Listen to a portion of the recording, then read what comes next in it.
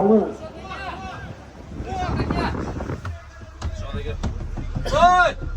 xolasa mana juma kuni Toshkentdan Krasnodarga ketayotgan avtobusimizni hamma aka-ukalarimizni mana fikrlarini bilamiz. Qayerdan bilet oldi va nech pulga ketayotgani. Bizning reyslarimiz seshanba va juma kuni aka. Aka qayerdan mana Assalomu alaykum. Krasnodarga ketyapsizmi aka?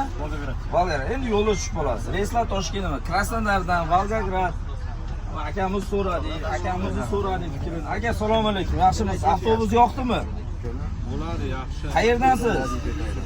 Surxondaryo akalarimiz bemalol Krasnodar yo'nalishiga ketsa bo'laverami? Bemalol ketsa bo'ladi, faqatgina avtomobillarga yo'lovchilar nimasidan tomonidan shu zaryad chorasini ko'rib qo'ysalarimiz yana ham yaxshi. Xudo xolasa bu avtobuslarni o'g'nashdi nimasiga bitta kapitalniy remont qilib qo'ysa bo'ldi, xudo xolasa. Bo'ldi, boshqa kam. Ata rezetkalar bor, 5-6 ta avtobuslar. Nima deysiz aka avtobus to'g'risida?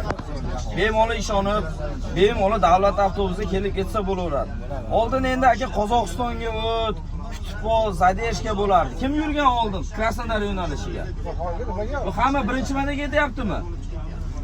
Akalarimiz hamma birinchi marta ketyapti. Oldin ko'p Zadeshga bo'lardi. Ko'pchilik mana o'tib ketardi, ko'pchilik kutiluv bo'lardi. Shuning uchun shunaqa bo'lmasligi uchun primoy bog'laninglar, o'zimiz bilan bemalol kelib qo'yliqqa biletlarni xarid qilib, Toshkentdan Krasnodar, Toshkent, Volgograd, Saratov, Rostov-na-Don, Krasnodar, Krasnodarga kelganlarga Mariupol, Sochi, Novorossiyskiy, Gelenjik yo'nalishlariga biz o'zimiz sizlarga tarqatib qo'yamiz. Har xil videolarga ahamiyat bermaysizlar, o'zimiz bilan primoy bog'lanaverasizlar.